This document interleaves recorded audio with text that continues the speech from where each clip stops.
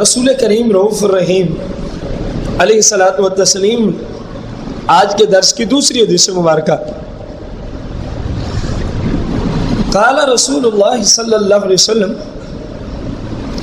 افضل الدینار ينفقه الرجل دینار ينفقه على عیاله او كما قال النبی صلی اللہ علیہ وسلم.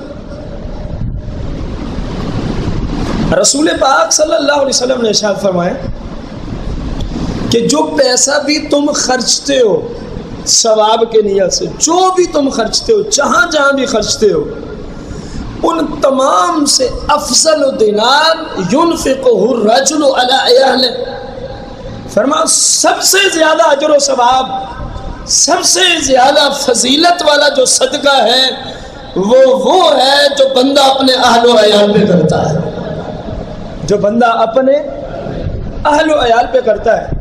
اب ممکن ہے کسی بھائی کے ذہن میں یہ سوال اٹھ رہا ہو، صدقہ تو اپنوں کو لگتا ہی نہیں، اور حدیث میں آیا صدقہ، حدیث میں آیا جو صدقہ والدین اور بیوی بچوں کو نہیں لگتا نا وہ وجوبی ہوتا ہے. مثلا زکوٰۃ، صدقۃ الفطر، عشور، کفارے کے پیسے، خواہ قسم کا کفارہ ہو یا روزہ توڑنے کا کفارہ ہو یا کوئی اور.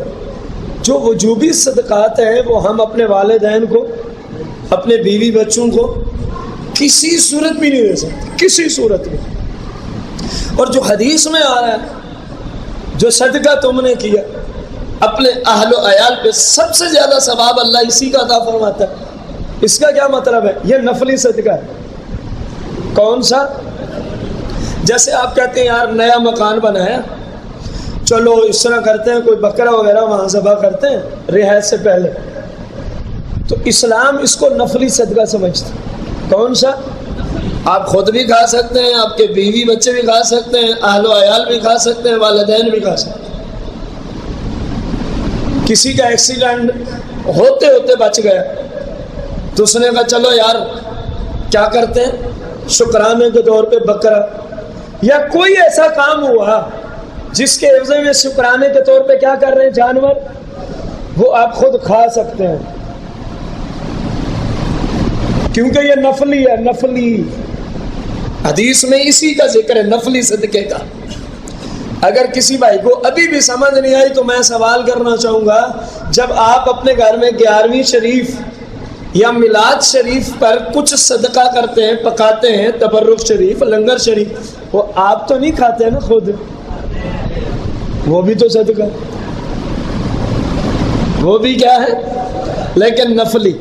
کون سا صدقہ ہے؟ امید ہے آپ مسئلہ وضاحت کے ساتھ سمجھ آ گیا ہوگا.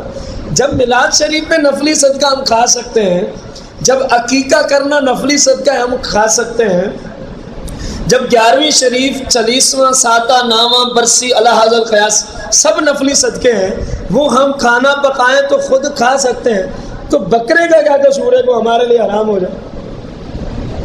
یا گائے بھینس جو بھی جانور آپ نے ذبح کیا، یہ مسلمانوں میں مسئلہ رائج ہے، کہتے ہیں یہ ہمارے لیے تو جائز ہی نہیں ہے. کیوں جائز نہیں ہے؟ کوئی سوال کا جواب ہے؟ کیا یہ زکوٰۃ کے پیسے تھے جن سے جانور خریدا؟ صدقۃ الفطر کے تھے؟ منت کے تھے؟ کفارے کے تھے؟ روزہ توڑنے کے کفارے میں قسم توڑ؟ جب کوئی بھی وجوبی صدقہ نہیں ہے تو کون سا بنے گا؟ نفلی. اور نفلی آپ کے لیے جائز. اس نیت سے نہ کھانا میرے لیے حلال ہی نہیں ہے، یہ شریعت پہ جرت ہے کہ نہیں ہے؟ یار ایک بندہ کہ میرے لیے دودھ حلال ہی نہیں ہے گائے کا، اور اسلام نے اس کو کیا قرار دیا حلال، تو وہ شریعت پہ جرت کر رہے کہ نہیں کر رہے؟ سمجھانے کا مقصد یہ تھا کہ اس گناہ سے بچیں. یہ نظریہ رکھیں کہ میرے لیے کھانا حلال ہے، بھلے نہ کھائیں آپ کی مرضی ہے. نظریہ درست کریں. جس چیز کو شریعت حلال قرار دے رہی ہے اس کو اپنے لیے ناجائز تو نہ قرار دیں، یہ گناہ ہے. یہ کیا ہے؟ اس لیے یہ مسئلہ وضاحت کے ساتھ عرض کیا، ہمارے لیے اس کا استعمال کرنا شریعت میں بالکل، سارے بھائی بالکل، وجوبی صدقے کے سوا جتنے بھی صدقات ہوتے ہیں ان سب کا استعمال کرنا اپنے لیے بیوی بچوں کے لیے، والدین کے لیے کیا ہوتا ہے؟ اسی لیے میرے آقا کریم نے فرمایا کہ وہ صدقہ سب سے افضل صدقہ ہے جو تم نے اپنے بیوی بچوں والدین کے کھانے پینے، ان کی کسی شرعی ضرورت کو پورا کرنے پہ خرچ کیا ہے۔ پورا کرنے پہ کیا کیا؟ خرچ کیا ہے۔